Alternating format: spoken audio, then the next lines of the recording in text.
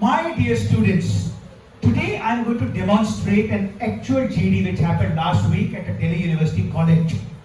A GD requires 7 kind of people, which are initiator, strong supporter, strong opposer, harmonizer, statistics master, timekeeper and summarizer.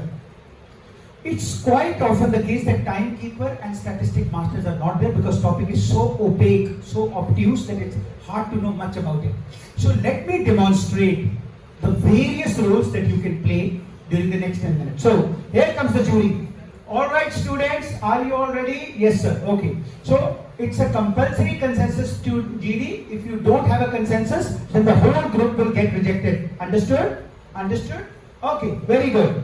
So you have 10 minutes. The topic given to you, Shahid Sukhdev students, is online education better or offline education better? Your 10 minutes start now. Good morning, my friends. My name is Anshu Bhatia and I'm a second year student. With your permission, may I start the GD? Is it okay? Thank you. So, my respected friends, I welcome you all to this extremely prestigious group discussion of Nomura Corporation, and the topic given to us is online education better or offline? Now, I believe that it's an extremely pertinent topic in our country's socio-economic political context, and I'm also very sure that all of you respected colleagues would have very passionate views. However, time is very limited. We have been given 10 minutes by Nomura and we have to come up with a compulsory consensus. So, may I propose that we do the comparison on 3 things. Number 1, cost effectiveness. Number 2, learning effectiveness. And number 3, the vast reach to the poorest and the lowest strata of our society. So do you all agree? Mohan, Radha? Okay, great. So I think we'll proceed like this. May I request Shyam, can you start? Yeah, sure. Thank you so much, my worthy friend. So I believe the topic which has been given to us is very relevant because after coronavirus, it is very obvious that the only future for our country is online education. A country of 140 crore, online companies like Byju's, Unacademy and various other like Physics Wala have shown that online education has 3 advantages. Number 1, it's extremely cost competitive. A school fee which is 10,000, Byju's is giving it for 10 rupees. Number 2, it's also convenient. In a school you have to get up at 7 o'clock, be there. Whereas at Byju's Academy, you can study at 11 o'clock, 12 o'clock, 3 o'clock in the morning as per your convenience. It's comfortable. And number 3, it's easy to repeat. A teacher in a class will speak only once, but a Byju's Academy will speak again and again. So I really believe, no, I don't agree with you, my friend. I think you are saying something which is very extreme. I agree with you to some extent that online is good, but then please remember, online has some disadvantages also. Do you think the poor people in small villages have computers, laptop, internet? So we are talking about, our respected initiator has given a criteria that how is it going to reach to the masses? So on criteria number 3, there is a serious problem because we don't expect the poor people and the masses to have computer and laptop. So I believe that's a big disadvantage. Thank you, my friend. I think both of you have made very good observations and thank you, Muralidhar. So I would like to present a balanced view over here. I sincerely believe it's a mixed bag. On some points I agree with you that online is definitely very convenient. You don't have to physically go to the college or the school and you can see it at your comfort. But on the other hand, I believe here also, he has a point, Muralidhar, that as far as online is concerned, there is a problem of reach. However, may I add a couple of more points from my side? I sincerely believe that as coronavirus has shown, there will be future situations where there will be a lot of uncertainty. So in these uncertainties, we would need a hybrid model. Online alone and offline alone may not work. So may I propose, because time is almost over and we have 3 minutes left, that let the group recommend to the jury that on one hand, offline has some benefits, on the other hand, online has some benefits. So no, I think, my friend, you're being very diplomatic. Let me tell you that as far as offline is concerned, offline is clearly superior. I think I was just talking to Monica, and Monica has also similar thoughts over here, that offline allows us holistic grooming. Future needs leaders, because most operational jobs will go to computer, like Chitti Robert of Rajnikant. So a research by Harvard shows that future will be divided into either computer or Victor.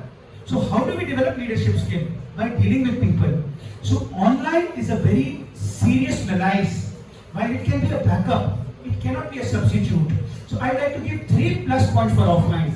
Number 1, it allows us to build our camaraderie skill. Number 2, it builds that beautiful teacher-student empathy. And number 3, it gives us discipline because we have to get up in the morning, go to the school, deal with people. I don't believe that online is a substitute. I think, my friends, I strongly oppose the opinion over there, and I request the group to agree that offline is superior. Buzzer. Good. Jury comes. Okay guys, time is up. Only 1 minute to summarize. So, Miss Meenakshi, you did not speak. What would you like to say? Please say to the group. Don't look at the jury. Never look at the jury. Okay, sir. I'm sorry. Actually, sir, I was very nervous, sir, so I could not speak. Okay. So, sir, and my respected jury members and my worthy colleagues, we had a very fruitful discussion, very vivacious discussion. However, regrettably, the group discussion was non-conclusive. We couldn't come to a conclusion. The group was largely divided. Some group members felt that online is superior because it is cheaper, it is convenient, and it has a far reach. So, Byju's, Unacademy, these companies have demonstrated how masses can benefit because of online education. On the other hand, our friend over here, Sohan Lal Kumar, had a very strong view that offline is definitely superior because it builds teacher empathy, it builds leadership skills, it builds discipline. So, at the end, while the group was not very conclusive, may I recommend from my side a short summary that going forward, a country like India needs a combination because it's a mixed bag. And a coronavirus, a Korea war, a Russia war may put physical education at risk. So our recommendation to the jury is 3 things. Number 1, every education institution should be ready with a hybrid model. Predominant focus must remain offline, but hybrid should not be forgotten. So maybe colleges can do 4-1, 5-1, and similarly companies can do also similar thing. Number 2, the option of online must definitely be there because there are many students who cannot do it at the same time and who are working. So these working students should have a chance to then probably come late at the night and see it at home. And number 3, offline must focus more constructively on holistic personality development, leadership skills, communication skills, self-esteem, discipline. If we are able to do that, then I think our country, India, can definitely attain the superpower status that we so deserve to be. So, respected sir, and my worthy members, I thank you all, and with those words we conclude the GD. This is how a typical GD may happen. One version. The most important lesson from this discussion is, in a GD, most of the topics are either controversial or they are neutral topics. Is Bollywood good? Maybe partially good, partially bad. Is social media good? Partially good, partially bad. Russia versus USA. Is Russia good? Maybe a little bit. USA good, a little bit. There is no absolute definition on these kind of topics. So the winner in corporate GDs is someone who has the art of giving balanced views and be able to say, sir, both sides have plus or minus. Bollywood also has some pluses and some minuses. Sir, offline has some plus and some minus. Do not come across as strongly opinionated. If you come across as very strong, no, sir, Bollywood is very good, or bad, the jury would end up having a perception that this child is very strongly opinionated and doesn't respect diverse views. So even though you succeeded at all the criteria, you were a loud person, you were fast speaker, you followed the 3-point rules, still you did not come across as unbiased, neutral, without any prejudice. So with those words, I end this mock GD by giving you the last 3 mantras. Mantra number 1, try to be an initiator because it always helps. But if you're too nervous and you don't know about the topic, then wait for a few minutes. But within the first 30 to 40%, do enter. Don't leave the slog overs for too late.